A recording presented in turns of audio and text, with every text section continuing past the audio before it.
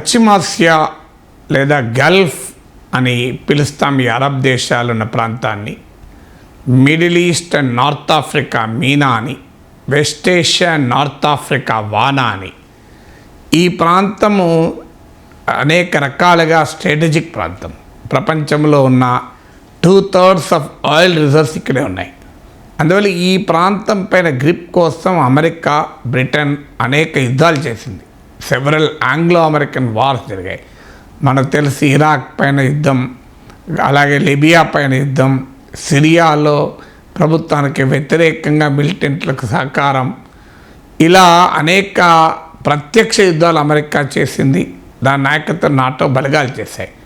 అదే సమయంలో ఇక్కడున్న అనేక అరబ్ రాజులకు, షేకులకు ప్రజాస్వామిక అమెరికా అండదండలుగా ఉంటూ వచ్చింది. సౌదీ, జోర్డాన్, యుఏఈ ఇలాంటి దేశాధినేతలంతా రాజులు, రాచరికాలే. ప్రపంచానికి ప్రజాస్వామ్య పాఠాలు చెప్పే అమెరికా ఈ షేకులను, ఈ రాజులను, ఈ ప్రభువుల్ని కాపాడుతూ వచ్చింది.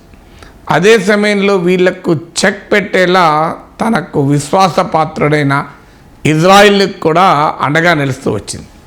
ఈ రకంగా క్యారెట్ అండ్ స్టిక్ పాలసీ అంటారు.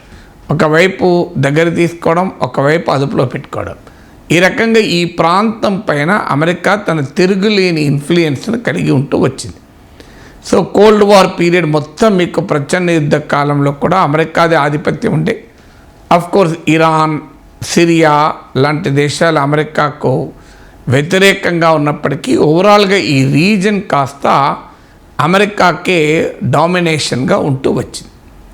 సో సెకండ్ వరల్డ్ వార్ కాలంలో అమెరికా, యూరప్ దేశాలు యూదులను ఇక్కడ యూదులు పెద్ద ఎత్తున ఈ ప్రాంతంలోకి యూరప్ నుంచి ఇక్కడికి వచ్చి స్థిరపడి తర్వాత ఇజ్రాయిల్ దేశంగా ఏర్పడినప్పటి నుంచి ఇజ్రాయిల్ ఒక రకంగా అరబ్ దేశాలకు కౌంటర్ వెయిట్గా అమెరికాకు ఉపయోగపడుతూ వచ్చింది. కానీ కోల్డ్ వార్ అనంతరము రాజకీయాలు మారుతూ వచ్చాయి, జియో పాలిటిక్స్ మారుతూ వచ్చాయి, జియో ఎకనామిక్స్ కూడా మారుతూ వచ్చాయి. చైనా అమెరికాకు ఒక పెద్ద కాంపిటీటర్గా ఈ ప్రాంతంలో ఎమర్జ్ అవ్వడం మొదలైంది. చైనాకు, రష్యాకు ఉన్న నెక్సెస్ కూడా అమెరికాకు ఛాలెంజ్గా మారిపోయింది. సో కొత్త ఈక్వేషన్స్ అంటూ ఎమర్జ్ అవ్వడం మొదలుపెట్టాయి. ఎందుకంటే అమెరికా సౌదీ అరేబియాకు పెద్ద ఆయిల్ కస్టమర్గా ఉండేది. సౌదీ రాజుల డబ్బులన్నీ అమెరికాలో ఉండేవి.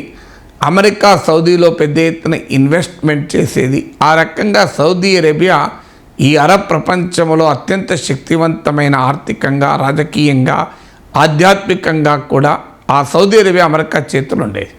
కానీ అమెరికాలో షేల్ రెవల్యూషన్ తర్వాత అమెరికా ఎనర్జీ డిపెండెన్స్ తగ్గింది సౌదీ పైన. సౌదీకి కొత్త కస్టమర్గా చైనా ఎమర్జ్ అయింది. ఇవాళ చైనా సౌదీ అరేబియా నుంచి పెద్ద ఎత్తున ఆయిల్ కొంటోంది. అలాగే చైనా పెట్టుబడులు కూడా సౌదీ అరేబియాలో పెరుగుతూ వచ్చాయి. ఆ రకంగా సౌదీ అరేబియా పైన ఇన్ఫ్లుయెన్స్లో అమెరికాకు పోటీగా చైనా ఎమర్జ్ అయింది.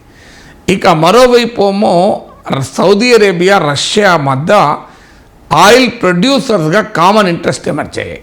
ప్రపంచంలో చమురు మార్కెట్ను కంట్రోల్ చేయడానికి ఒపెక్ ప్లస్ అని సౌదీ అరేబియా నాయకత్వంలోని ఒపెక్ దేశాలు, ఆయిల్ ఉత్పత్తి ఎగుమతి చేసే దేశాలు, రష్యా కలిసి ఒపెక్ ప్లస్గా ఎమర్జ్ అయ్యాయి.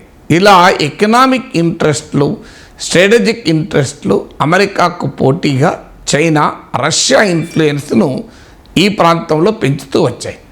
దీనికి తోడు అమెరికాకు ప్రత్యర్థిగా ఉన్న ఇరాన్ అటు చైనాతోనూ ఇటు రష్యాతోనూ సంబంధాలు కలిగి ఉన్నాయి. ఇటీవల సౌదీ అరేబియా చైనా ఆధ్వర్యంలో ఇరాన్తో ఒప్పందం చేసుకుంది.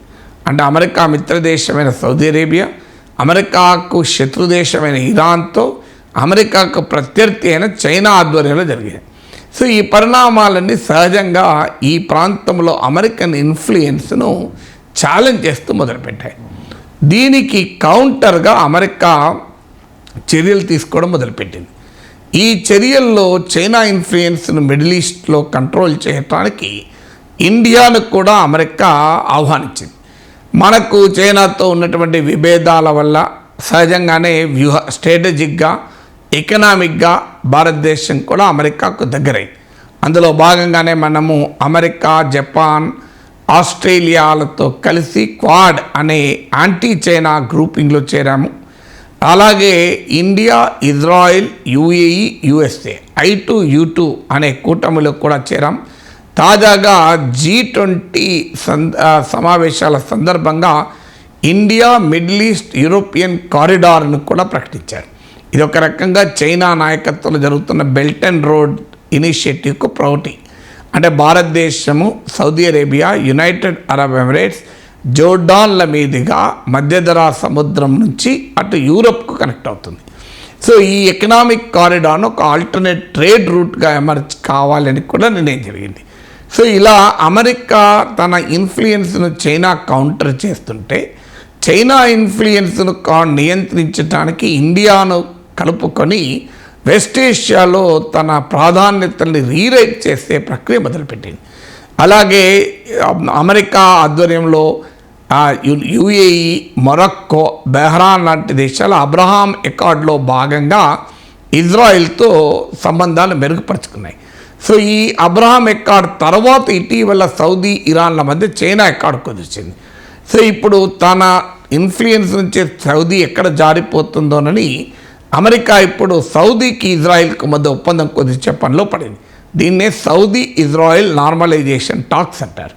సో ఇలా అమెరికా తెలివిగా ఏంటంటే కొత్త కూటములు కట్టడం, కొత్త ఒప్పందాలు కుదర్చడం, కొత్త ఎకనామిక్ అండ్ ట్రేడ్ రిలేషన్స్ను కలుపుకోవడం ద్వారా చైనాను కౌంటర్ చేస్తానికి ఒక పకడ్బందీ వ్యూహాన్ని అమలు చేయడం మొదలుపెట్టింది. సరిగ్గా ఈ సమయంలో హమాస్ దాడులు అమెరికా ప్రణాళికల్ని మొత్తాన్ని చెల్లాచెదరు చేశాయి. కొత్త వివాదాలు ముంచుకొచ్చాయి.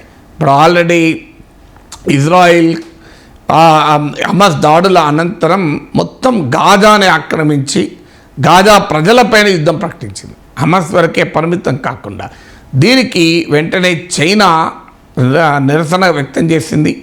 హమాస్కు పైన హమాస్ జరిపిన దాడులకు సెల్ఫ్ డిఫెన్స్ పరిధి దాటి చైనా అటాక్ చేస్తోంది అంటూ పాలస్తీనా ప్రజలకు మద్దతుగా చైనా నిలిచింది. సౌదీ అరేబియా ఇజ్రాయెల్తో నార్మలైజేషన్ టాక్స్ను ఆపేసింది. తన ప్రత్యర్థి దేశమైన ఇరాన్తో కూడా సంప్రదింపులు జరుపుతోంది ఈ ప్రాంతంలో కామన్ వ్యూహాన్ని అనుసరించడానికి. ఇండియా కూడా అనివార్యంగా పాలస్తీనా ప్రజల హక్కుల గురించి సమర్థించి మాట్లాడాల్సింది.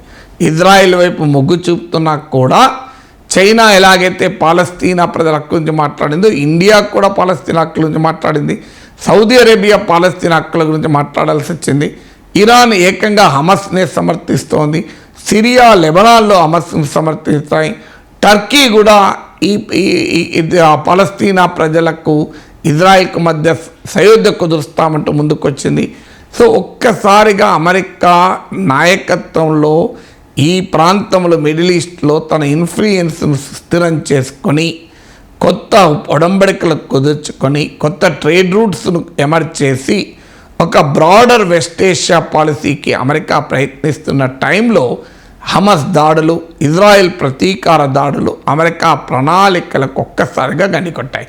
ఎందుకంటే ఇది కొత్త, ఇప్పుడు ఈ వార్ ఎక్స్పాండ్ అయ్యే ప్రమాదం కనబడుతోంది. ఇరాన్, సిరియా, లెబనాన్లకు కూడా ఈ ఇజ్రాయెల్కు వ్యతిరేకంగా రంగంలో దిగే ప్రమాదం కనబడుతోంది. ఇది జరిగినప్పుడు ఆటోమేటిక్గా సౌదీ అరేబియా ఇజ్రాయెల్తో అనుకూలంగా ఉండలేదు. ఈవెన్ యుఏఈ లాంటి దేశాలు ఇప్పుడు హమాస్ను ఖండించాయి. కానీ రేపు గాజా ప్రజలపైన, పాలస్తీనా ప్రజలపైన అటాక్స్ కొనసాగుతున్న కొద్దీ అరబ్ సెంటిమెంట్ కూడా రగిలే అవకాశం ఉంది. అమెరికా అనివార్యంగా ఇజ్రాయెల్కు పూర్తి మద్దతుగా ఉన్నది. సో ఇజ్రాయెల్కు ఏకపక్ష మద్దతుగా అమెరికా నిలిచింది. బైడెన్ ఇప్పుడు ఇజ్రాయెల్లో పర్యటించబోతున్నారు. ఇతర దేశాలను కలుపుకోవడానికి అమెరికా ప్రయత్నిస్తోంది. యాంటోనీ బ్లింకన్ వివిధ దేశాలను సందర్శించారు. కానీ ఇజ్రాయెల్కు అరబ్ దేశాలకు మధ్య కుదురుతున్నటువంటి సంబంధాలను దెబ్బతీసి మిడిల్ ఈస్ట్లో ఒక హిస్టారికల్ రైవలరీస్ని తిరిగి రగిలించే ప్రమాదం ఈ ఘటనలు జరుగుతున్నాయి. కనుక మళ్ళీ అమెరికాకు, అమెరికన్ పాలసీ ఇన్ వెస్ట్ ఏషియాకు పరీక్షా సమయంగా మారింది.